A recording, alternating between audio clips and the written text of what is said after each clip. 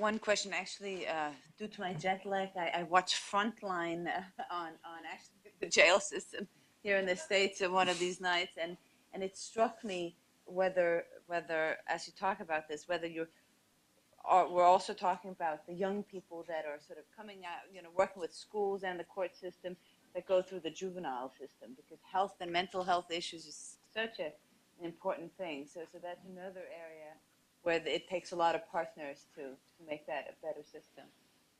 Thanks. Okay. You want to add? Virginia? Where? Did you want to make any comments? Or? I was wondering if Jill wanted to respond to some of this.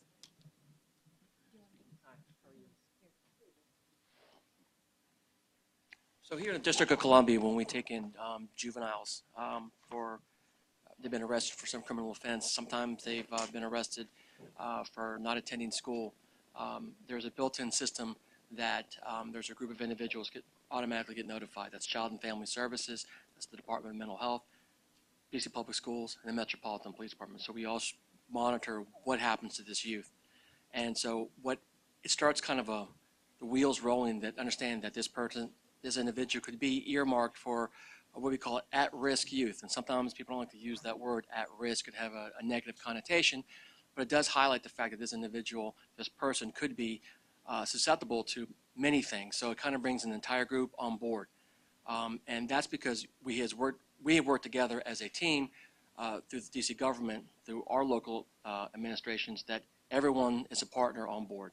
So my office, where I work out of, we know pretty much everyone that we need to deal with in Child and Family Services, Department of Mental Health, the Mayor's Office, the DC Fire Department. So, I mean, it's a collaborative agreement that we have that, we work across this through all lines. Thank you very much. Here, and then Patricia. One of the other aspects of the task is obviously to build resiliency in the population. And having worked with the population over time, providing life skills as well as learning how to navigate the systems that are quite complex.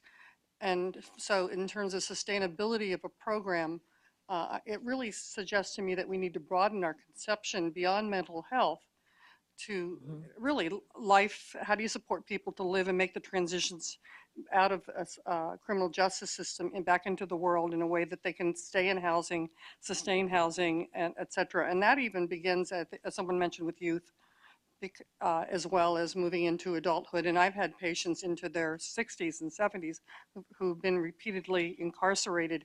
And so it's really important to also recognize that they age. And if they've been incarcerated for many, many years, getting them back out into the community after 25, 30 years, it's a huge culture shock. And you're absolutely right. One of our participants talked about having some of the detainees discharged after they have become geriatric patients. So they're going into the system of senior care and what they want to do with them, and what do we do with them, and how do we take care of them and do the discharge planning, because the prisons don't want to take care of them because it becomes too expensive at some point. Absolutely.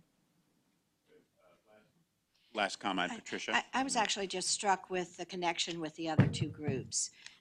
One is the connection to the community college with criminal justice, and perhaps including that in a perspective of interprofessional, because that's where a lot of people start in law enforcement.